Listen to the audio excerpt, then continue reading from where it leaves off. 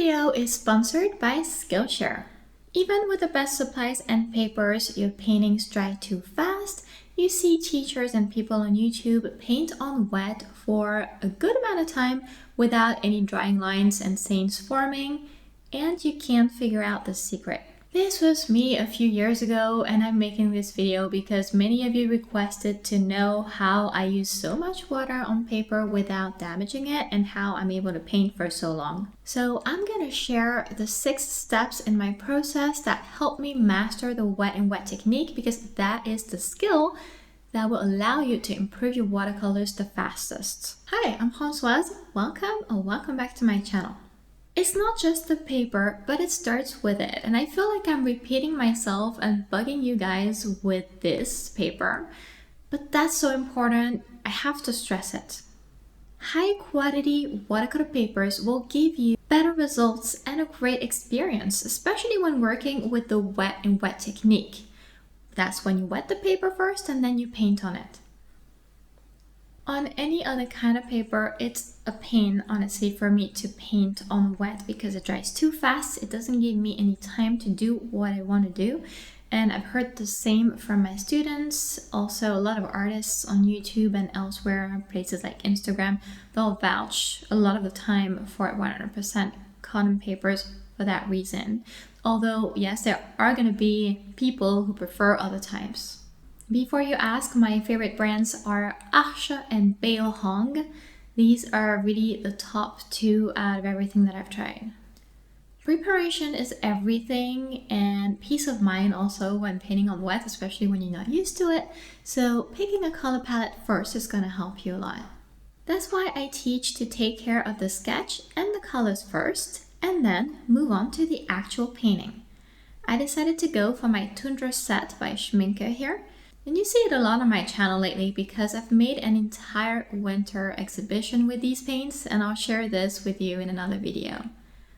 I prefer to use tubes over pans whenever I paint on large sizes because the paint in tubes is already wet, so it's much easier to create the desired consistency or get a lot of pigment quickly, even though pans are completely fine to paint on wet.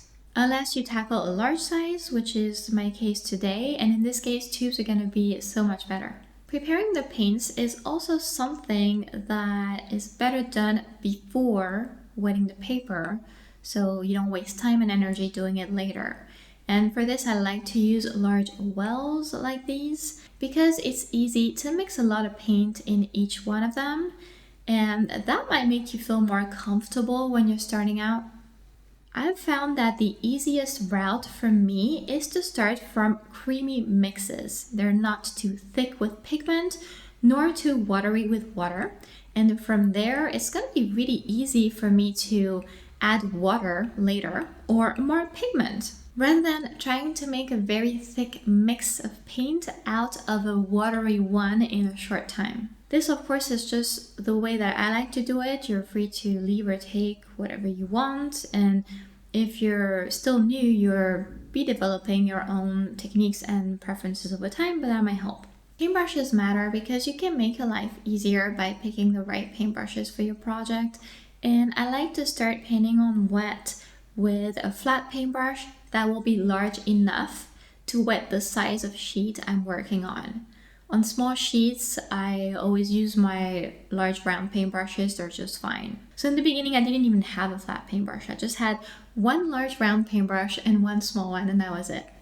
I also prefer natural hair paintbrushes or imitations of natural hair because they hold more water and they make wet and wet painting in particular more agreeable because it's like the paintbrush glides on paper. That's how it feels to me, at least. I also do own 2 identical round paintbrushes and one larger one, just so I'm able to switch colors easily without having to clean one single paintbrush with every color change. And that, of course, is going to apply to those of you who are a little bit more advanced in the journey and maybe have more supplies. Like I said before, in the beginning, 2 or 3 paintbrushes are enough, especially when you paint on small sizes, which is what beginners tend to feel more comfortable on and what I was doing before too. we're about to get in the thick of it, and I thought it'd be interesting to share with you the time it actually takes for me to paint on wet in detail. And of course, that's going to depend on several things: your skill level, the conditions you paint in, and also the project you're tackling and the size of the sheet. How you wet the paper is super important, and that's where I was going wrong in the beginning, and where I believe many go wrong, because we think sometimes if we get the best paper, it's like Arche, it's going to solve all the problems, but it's not true. So let me explain. For reference, on this 12 by 16 sheet, it takes me a good minute and a half to wet. Yes, that long. And I take my time. You can see I add a lot of water to it right away, because it's dry in the beginning and the water needs to sink inside the fibers. So everything stays wet longer. That is the key. And that's why I do so much back and forth for such a long time. I insist on the edges and I make sure not to leave any puddles and really push the water inside. You'll notice cotton papers like mine feel a bit dry again after doing this. So then you can add a thin coat of water on the surface. And now the paper is wet inside and out. Now I'm gonna paint on wet for no less than 45 minutes total, and you'll see that this is doable when you master the water to paint ratios. And please don't be put off by this, because my own wet and wet painting process with this video or any other one could be broken down into layers for those of us who are less advanced and who don't feel comfortable trying to do this in one sitting. And guys, this is how I started. 2 paintbrushes, small sheet sizes, and painting in layers, baby steps. And before I show you how I do it on a large size, I'd like to share about my experience with Skillshare. It's where I started learning watercolors 5 years ago, back when painting wet and wet felt so mysterious and even frustrating. Skillshare is the largest online learning community for creatives with thousands of classes. You can learn art, film, illustration, design, productivity, and much more with industry experts. Skillshare helped me take my art skills and business to the next level since I first joined as a student, and then I became a teacher there and later a top teacher. Fellow teachers offer many watercolor classes, excellent when you're just getting started, and if you're a bit more advanced or looking for something specific, there's even more choice and ways to filter and find the perfect class for you from the search bar. My last class was actually about handling wet and wet in a watercolor painting, so you may consider joining to work on the skills I mentioned in today's video. Joining a community like this, I think, is a great way to reflect on the current year and prepare for what's to come. If you'd like to join and try it out, the first 500 people to use the link in the description of my video will receive a 1-month free trial of Skillshare, so get started today. And thank you so much, Skillshare, for sponsoring this video. So back to today's painting now, and you can see here I'm readjusting the consistency of my blue paint by adding more water. And I'm now adding blue wherever I see it in the reference, sky, then water, and I leave some of the whites white to make sure that the painting is luminous later, thanks to contrast between paper white areas and the actual paint colors. The trick to keep the paper wet for a long time is to work on it quickly enough. That's why having little pigment in the paints and blocking in the main colors roughly and not precisely is going to help a lot here. Now I'm picking up brown again, and again I add some water to the initial mix. Remember that the paint being so light makes mistakes completely fine at this stage.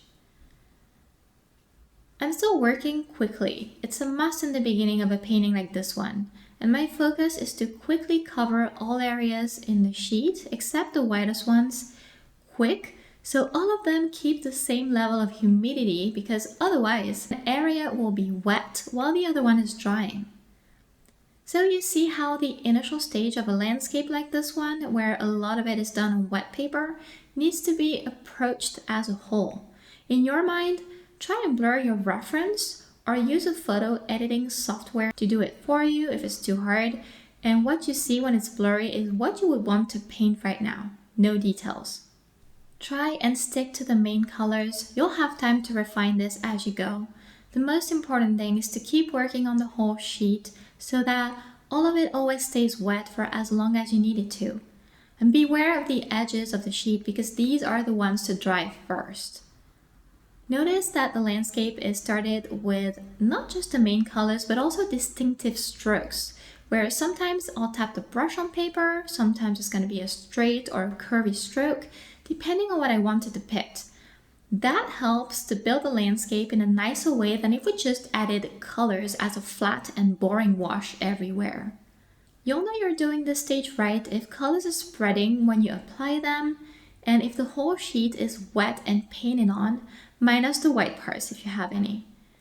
Notice that I'm doing the mountains last because the paper will be less wet by now than it was minutes ago. And this means that the paint will spread less and less because I don't want much of the brown on the sky. That's why I waited, and I recommend to do this whenever you want to paint something that's going to be a little more detailed. Here again, the bottom of the sheet will dry very fast, so I hurry and I add browns there now. It's as if I reset the level of humidity when I do it to something that I can keep painting on as long as I keep coming back to it at regular intervals. Still, the sheet won't keep as wet as it was in the beginning. And we also want to take the painting further by increasing the vibrancy of colors and the contrast. That's where adding some pigment to our mixes or using the creamy ones from the beginning is a good idea. Doing this helps match the consistency of our paints to a slow drying paper. Because imagine if you just always use a lot of water, you're just gonna keep painting and painting and painting. It could last for days, So you really want to increase pigment little by little. It's like a dance between the paints and the paper. Both evolve together towards becoming less and less wet, and it took 11 minutes to get the initial base on paper. When I add more brown here, I do it quickly still, and that's where I came to appreciate paints from tubes more. It's just quicker to get the mix to the consistency I want from tubes over pans. Although, I'll say it again, it's doable to work with pans. At this stage, you can see that the paints will spread out a bit, but they're more pigmented because we're using less water, and they don't spread out like crazy either, just a little bit. I started to include green to make this landscape less boring than just blue and brown all over. I don't intend to cover everything up again on the sheet since the main colors are there already. Here, the focus needs to be on those areas that are either mid or dark tones. We already got our light tones from the paper whites and the light paints from the beginning. I realize I haven't worked on the mountain area for long enough now that it would be a good idea to get to it. That is what I meant by covering different areas at regular intervals. I keep playing with brushstrokes to keep adding realism in this refining stage of the wet and wet painting. It's like your picture is blurry still, just a little more clear than it was before. You can see a little more detail by now. Here it's also nice to leverage color mixing and to overlap one color over another one, just to build intricacy with the colors and more realism as a consequence. And remember, I started with only a few colors, so I know I'll get a nice color harmony no matter how I mix or overlap these colors together. It's why you're told to use 3 to 5 colors max when painting. But if you're not there yet, don't worry, that will come to you as you practice. I'm adding pink now in the sky because the sheet is still wet and it's a color I wanted to include. It's far easier to do it now that I have a great base. Even the lake bank here is easier to shape thanks to the paper drying and the paints matching its humidity. And I didn't mention here, but if you see any blooms forming when you apply paint, it means there's an excess of water in your paintbrush that is pushing drying paints. That's why it's so crucial to increase the amount of pigment in a mix as the paper dries. And in this way, you'll avoid this happening. I keep overlapping colors with more pigment as the sheet dries, and this is building depth into the painting. Notice that my colors are also getting darker and darker because this is the end of the wet and wet process, and from a base, it's easier to add shadows without ruining anything. I keep leveraging brush strokes as well, as you can see in the mountain and reflections. And after 20 minutes of working on wet, I can feel that the sheet is drying in a way that makes painting on it a bit risky, especially in those areas where I wasn't coming back very regularly. And I'm saying it's risky because I like to see my additions blend into existing paints rather than dry on the spots and dry with harsh lines. But that's just my personal taste. And I had worked on the water more, so I keep working on that since it's still wet enough. And it's especially good because water is better painted on wet, while I can still rework the mountains on dry later. Remember still that I could also dry this anytime and just re-wet everything, or even start on dry right away since the base layer is great already. The goal is not to paint on wet for a long time, it's just to get the painting to the level of depth and realism that you want, no matter the route that you take. But as you get better, why dry your sheet if you're able to do everything in one sitting? That's the whole point of the video, to show you how it's done. Being used to painting, I find a way to keep working on the areas that have dried by just softening hard edges with a clean and damp paintbrush, but I would not recommend it to someone who is in the process of mastering water control, because doing this takes knowing the paper, knowing the drying stages, and how to handle paint in combination to those really well. And it's this also that enables someone to fix mistakes and pretty much do anything they want in a painting, despite hearing all the time that in watercolor you cannot fix mistakes. It's not true at all. After 35 minutes, I got the desired depth and vibrancy, and I take advantage it's still a bit wet to lift paint now and create pockets of light here and there.